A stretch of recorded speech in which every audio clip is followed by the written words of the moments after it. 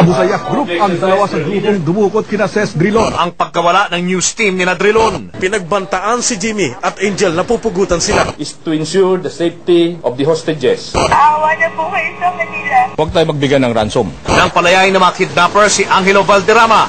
15 milyong piso kapalit ng papapalaya. Tuluyan na ngang pinalaya sina Ses. To prevent the situation from getting out of control.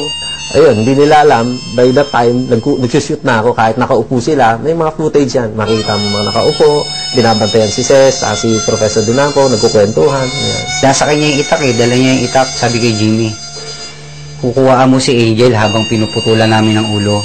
I don't know if it gave me strength, I don't know, I just felt so calm and ready to die. Somebody's head will be chopped off, sabi ko, I had to be prepared to die. So, isa rin yun sa pinagdarasal ko.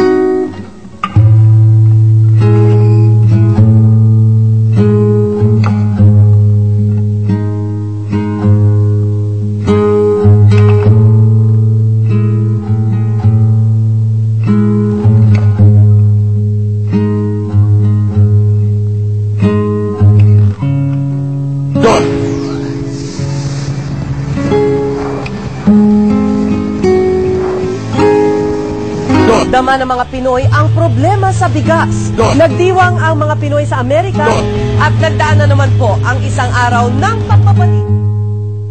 Usisera kasi ako Usisera ako kaya siguro dito sa profesyon ito ako napadpad. Sa Baguio ako nag-aral.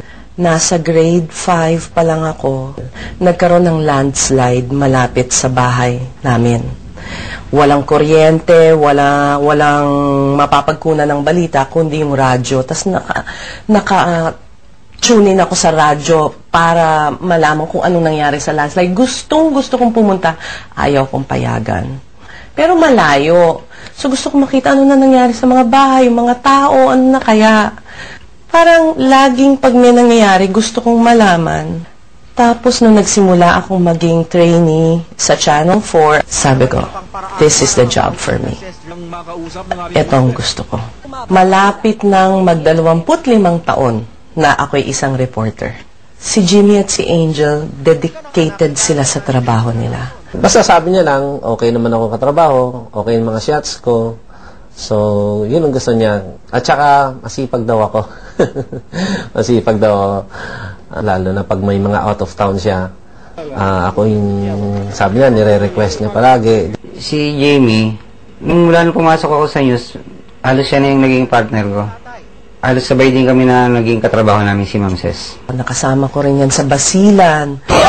Bayani kong ituring dito si Congressman Wahab Akbar, pero kontrobersyal. Dati